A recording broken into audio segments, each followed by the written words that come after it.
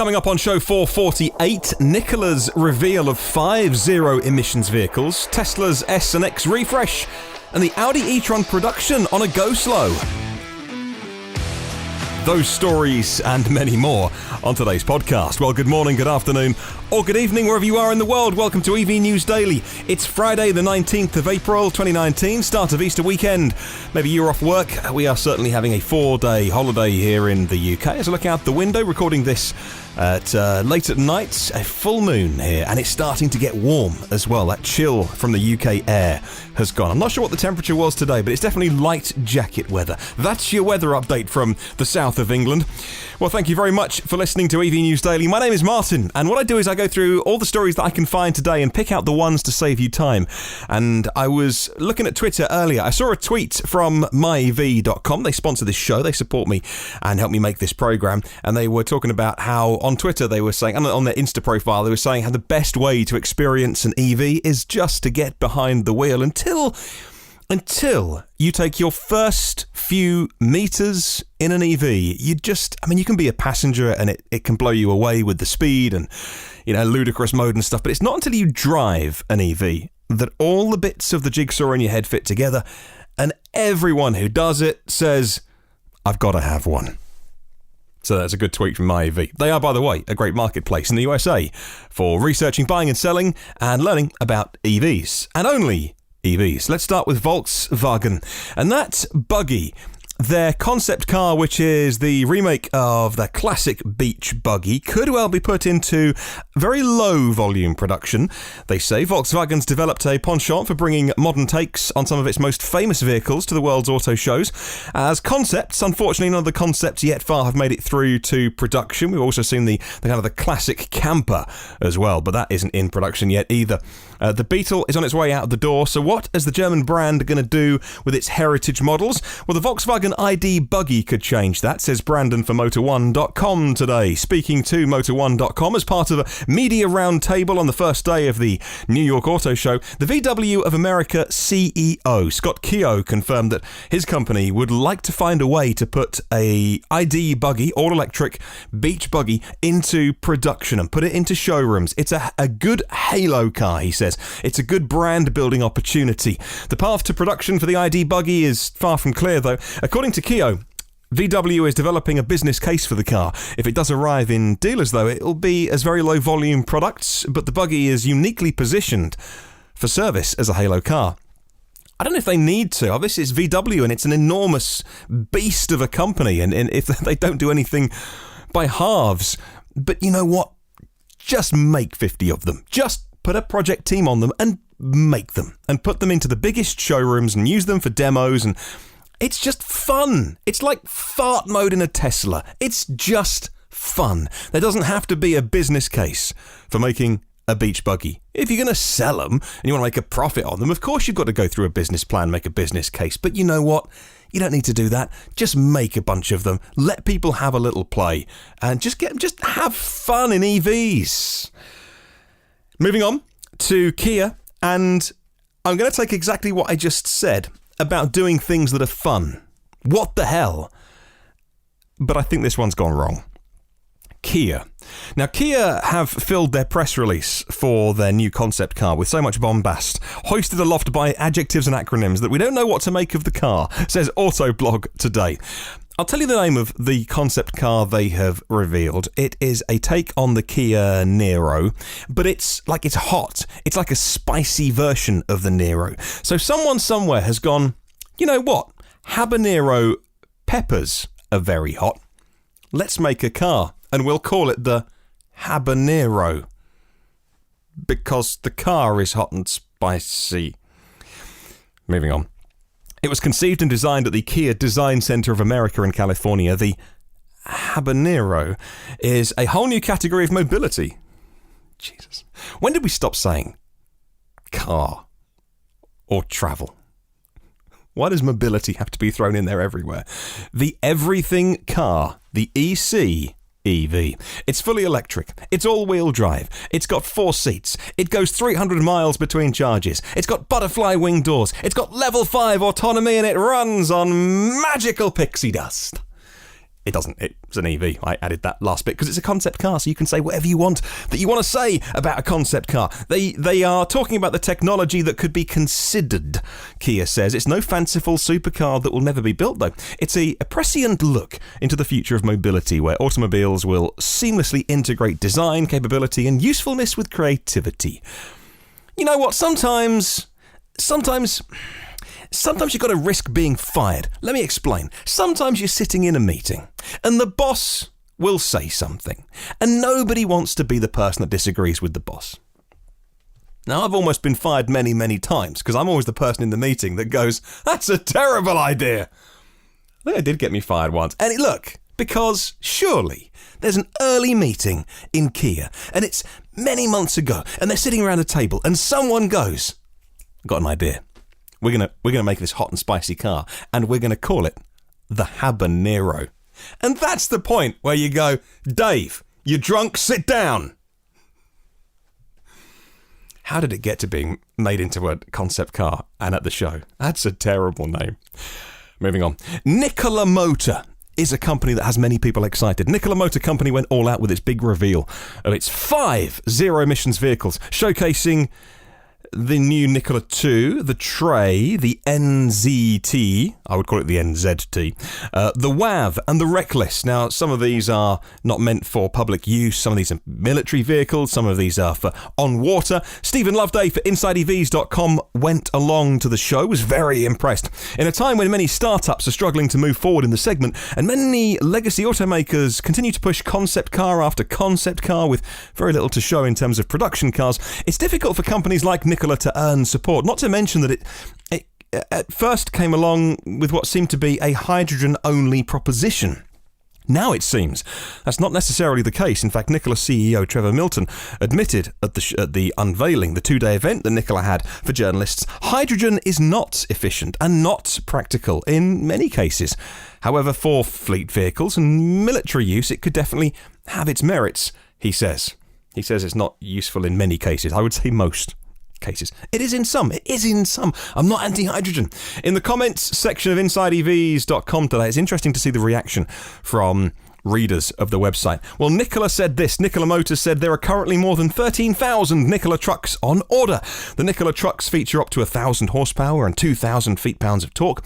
Nikola recently announced a battery electric vehicle for urban short-haul trucking. So they are moving, they're pivoting to electric vehicles whilst also not wanting to let go of what made them different in the first place, which was hydrogen. In the comments section, Mickey Larson said this, and I quote, "There are currently more than 13,000 Nikola trucks on order. No, there hasn't been a single order. Free reservations for everyone is not an order. It's not that hard. If you don't sign anything or commit to anything, don't pay anything, it's not even close to being an order. And there's no sign of how they will build, sell and make any kind of economic sense out of vaporware presentations. It's way too early to call it anything but vaporware," says Mickey. Going in hard on that tackle, by the way. That is going in hard. But that's how he feels. And I think it's how many people feel as well. Big, shiny presentations are great, and that's good, and people always love the new shiny thing, and people do give Tesla a good kick in as well. In defense, I would say they're making cars right now, when you're listening to this podcast. While you're doing this, there's thousands of people actually putting bits of metal into a shape, putting batteries in the bottom of them, and they're driving off the production line. And so, you know, it's great. There's a fine line, isn't there, between supporting newcomers and Nikola and Byton and all the others, and also saying, this is good. Well, you know, okay, carry on. And let's see when they talk about building a massive hydrogen network all around the world. They're selling them in the hydrogen trucks in Europe, in North America. That's such a mind-blowingly huge capital-intensive project. Who's paying for that? Who's paying for hydrogen filling stations? Anyway, I hope someone, and I hope and all the best to them. Well, talking about Tesla, Elon Musk's been talking with the Polish Prime Minister about electromobility adoption. Let's just call it building a gigafactory in Poland, should we, rather than busting out the mobility word. Plenty of outlets talk today about this possible gigafactory in Poland, but I pick up on Teslarati's choice of story. In a recent statement, the Polish Prime Minister admitted he had spoken to Elon Musk about initiatives that could push Tesla further in the country. While it took some time for the conversation to be arranged, the PM noted he was able to speak with Tesla's CEO directly. Poland is among the countries which they are looking at to be a site for Tesla's European Gigafactory, we'll call it Giga 4, which Elon Musk has mentioned in the past. He discussed Gigafactory 4, which is the tentative name for the upcoming facility. I don't know why they'd call it anything else because they're building Giga 3 in China. That was back in July 2018. He first talked about the need to make cars on the continent you sell them to get the price down. He said that Germany was the leading choice for the European-based factory at the time. Poland, for its part, has noted its initiatives in pushing forward clean transportation. I'll put a link to Teslarati in the show notes. Well, straight from nabbing the World Car of the Year award at the New York International Auto Show, the new 2019 I-Pace electric crossover is on a bit of a roll at the moment. It's publicly unveiling the 2020 XE Sports Sedan, and Jaguar's design chief says the brand is developing a car with a fully electric powertrain but wouldn't be drawn on what that was. According to Sven for Autoblog today, we are doing more battery cars at Jaguar, yes. His name is Ian Callum, and he was talking to Autoblog. We are doing more battery cars at Jaguar. That's all I'm saying. He wouldn't divulge further details except to add, and I quote, "When you're doing electric cars, they're new cars. They're not just batteries in an old car." You can't do that. I'll put a link in the show notes for you. Mark Kane at InsideEVs.com has the latest on the Model 3 sales in Europe. Sales of new passenger electric vehicles in Western Europe reached new record levels last month in March and in the first quarter, mostly thanks to a full month of volume deliveries of Tesla's Model 3. According to the industry analyst Matthias Schmidt, a total number of registrations amounted to 40,400 in March, 2.5% market share, and 80,900 in Q1 in total, at 2.1% market share. With around 45% market share amongst battery electric vehicles, Tesla is the undisputed market leader in full electric cars here in Europe. Not as dominant as in the US, where 75% share was achieved in March. Here in Europe, it's just under half of all cars sold is Tesla. And I still get the occasional complaint that people go, "Oh, all you talk about is..." I don't know what voice I should do for complainants to this podcast. "All you talk about is Tesla on your podcast. I'm giving it a 1-star review." I have actually. I haven't got no 1-star reviews. I have 1 2-star review on iTunes from someone who, and I'm paraphrasing now, "All he does is talk about Tesla all the time. 2 stars." I don't know what to do. They nearly all the cars sold are Teslas, and yet I try not to talk about them too much. Let's move to Canada. One of the Canadian dealers, Brantford Kia, shared info with Inside EVs about the 2 new Kia full electric vehicles that are coming into Canada this year. The presentation is a little chaotic, says Inside EVs, but we have got some prices. The Kia Soul EV, which is the e-Soul, is $42,595 Canadian dollars, and the Kia Niro EV, the e-Niro, is $44,000 995. Both have the 64 kilowatt hour battery and 150 kilowatt motor. Volkswagen are next, and Frank Blom is head of Volkswagen's Centre for Excellence of Battery Cells, and he's been talking in an interview about his thoughts on Volkswagen's battery plans, and I haven't seen this reported anywhere else apart from an interview that was posted on VW's official website. I've seen no other news outlet pick up on this, and I was really interested. I think this is a very frank interview. I'll put a link in the show notes. I think it's very open. And let me read you some quotes. Okay, so this is a quote from Frank. "Our aim is always for our batteries to last as long as the cars. We guarantee a minimum capacity of 70% for 8 years or 160,000 kilometres, but drivers can also influence the length of a battery's service life. Normal charging is better for the batteries than rapid charging, and charging the batteries up to just 80% instead of 100% also increases their service life. Many customers tend to drive short distances, like going to work or going shopping. The battery doesn't have to be charged to 100% for that. You do your driving and charge the car when needed, usually at your home wall box. For our next MEB models, we're currently working with 3 partners as strategic suppliers of battery cells. They are LG Chem and SKI for Europe and CATL for China.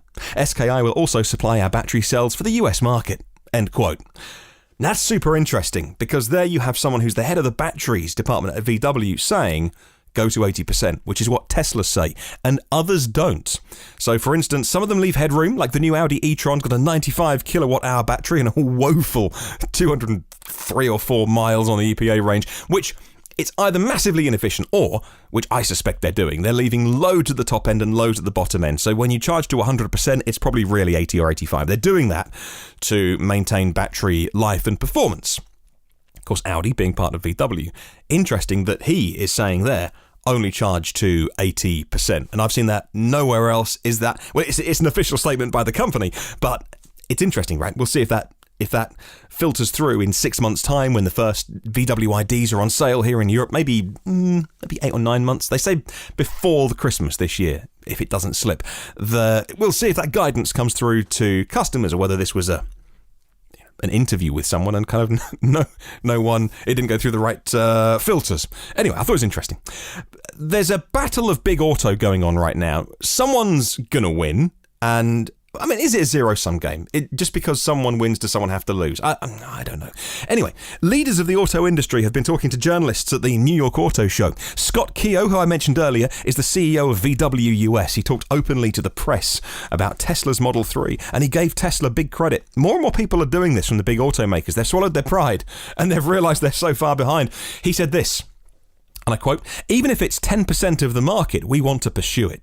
We have not seen in the history of the auto business a company going from 0 to 4th place in the luxury segment in a matter of years." End quote. So there's VW, US head, saying, wow, props to Tesla, we're trying to catch up, we're going to go after this market. Fair enough. They're going for it. Full steam ahead, well done VW. Bob Carter is the Executive VP of Sales for Toyota in North America. He said this, and I quote, "The average vehicle today costs $34,000. For many EVs, the battery costs $34,000. The economics are not there." End quote. So you've got two very senior people. You don't get to be the, what is Bob? The EVP of Sales for Toyota North America. You don't get to be him without at least knowing how to tie your shoelaces in the morning. He's not an idiot, right? And there's him saying the average car cost is $34,000 for an EV. For many EVs, the battery costs $34,000. Bobby boy, what are you doing? You name me an EV battery on a mainstream car that costs $34,000. Bobby boy, what are you on about? Even Elon Musk has talked openly about cell cost being almost at $100 per kilowatt hour. At battery level, add more, maybe $120. Let's not be generous. Let's say $150. How does Bobby Boy from Toyota get to $34,000? Say it's $200 a kilowatt hour, which it's not for Tesla. I don't know. He's obviously got his people at Toyota feeding him the information, and somehow he's come to the conclusion that it costs 34 grand to put a battery together for an EV. I don't know. I'm trying to help out Toyota here. If you listen to this and you work for Toyota and he's on the internal email Bobby Boy and say, what are you talking about? Here's a podcast you should listen to. He won't like me. He won't like this. A couple more stories. Micah Toll for Electrek notes that another electric bike is now open for orders. Harley has indicated that pre-orders are open in Europe. There's going to be a limited supply of the livewire. Electric motorcycles available here in Europe and in Canada as well. Deliveries in Europe are going to begin this fall. We'd call it autumn, which will align with deliveries in the US. I'm bilingual. The price of the livewire in the UK is $28,995. That is crazy expensive, but it's a lovely bike. Once hailed Tesla killer, the Audi e-tron will finish us off today because we're at 20 minutes already. The Audi e-tron, once dubbed the Tesla killer by those that want to see Tesla fail, is reportedly running into production problems due to a constrained supply of batteries and a slower than expected delivery of electric motors, says Simon, a Teslarati, picking up on an article by the Brussels Times, the local publication's sources. They claim that LG Chem is pushing up prices, resulting in Audi having to compete with rival automakers, those like BMW and Mercedes, to acquire batteries for their EVs. It's half of the problem, though. According to the Times sources, Audi is seeing delays in the deliveries of the electric motors they need, and they're only making the e-trons for about 6 hours a day, says this particular report. Oh, you know what? I've got time for one more story, haven't I? Let's quickly talk about a refresh for the Model S and the Model X, because I teased it at the beginning of the show, so I probably ought to. This is the big rumour today, and it's kind of a take it with a pinch of salt rumour, but it comes via Electrek, and normally they get pretty good intel. Electrek has the big rumour today. Tesla's planning a full powertrain refresh that could launch at the same time as the previously reported interior design refresh earlier this month. Electrek reported on Project Raven. That is an electric motor upgrade coming for the Model S and the Model X later this year. Sources with access to Tesla's latest software told Electrek that the code shows the automaker is working on the Model S and the Model X with the new battery cells, 2170s, that are found in the Model 3, not the existing ones. That's the rumour. I'll put a link in the show notes if you want to read more. All I would say is Elon has said multiple times, even on the most recent call he did, they're not planning a refresh. And I don't know, you give that guidance to the market. All the stuff he's going through with the SEC, he has categorically said there are no plans to update the S and the X. So they have to at some point, and maybe it'll be a year away, maybe it'll be at some point in the future. They have to, don't they? But if it's soon, I'd be very surprised. Probably get himself in some more hot water if he does, because he's categorically denied many times that there is a refresh on the cards. Okay, let's get to question of the week. Thanks to myev.com, they've set us a question of the week. Keep your comments coming in for this one. Would you let your car be used when you're not driving it as part of a self-driving fleet or ride-hailing service? Would you let your car be used when you're not driving it as part of a self-driving fleet or a ride-hailing service? Email me, hello@evnewsdaily.com, or use Facebook or Twitter, I'm on there, or the myev comments are open as well if you want to. Time for Friday's Endy Bit. Thank you very much to 400... it's not 400 patrons. I would love that. Thank you very much to 215 patrons that keep me going on Patreon. If you are new to it, I'll let you know over the weekend what it's all about. There are 447 previous shows online for free, and you can get all the new ones by hitting subscribe. Either on your podcast app, you get it for first and free and automatically. You can listen to the audio on YouTube if you're ever on there as well. Hit subscribe on there, the little bell thing lets you know that there's a new podcast available. In the meantime, come and say hi on my socials by searching EV News Daily. Have a wonderful day. I'll catch you tomorrow. And as we head into Easter weekend, remember, there is no such thing as a self-charging hybrid.